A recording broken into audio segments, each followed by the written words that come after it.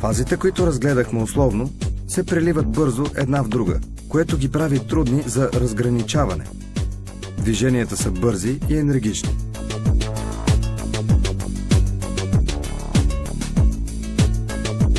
Когато ските са встрани от нас и взривно се оттласкваме, в резултат на това ги облегчаваме и те преминават страни, леко докосвайки снега.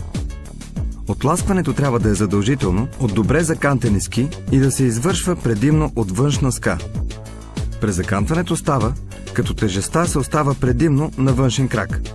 Последващо сгъване трябва да завършим с бързо завъртане на ските и ефективно закантване, без вличане, като натиска да се извърши с цялото ходило.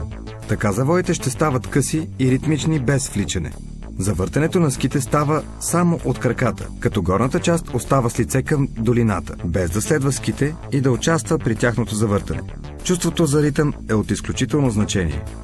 Завъртане на 360 градуса е едно интересно и забавно упражнение, за което трябва повече скорост и бързо накланяне на колената и таза към завоя.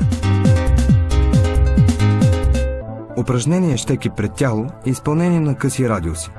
Горната част на тялото е почти вертикална през цялото време. След като ските са натоварени, бързо освобождаваме мускулатурата на краката и прибираме колената към горната част на тялото. Ските се изстрелват в страни, следва да натиснем краката надолу и да презакантим. Отвеждаме колената и таза прогресивно към завоя. Горната част на тялото е през цялото време с лице към долината.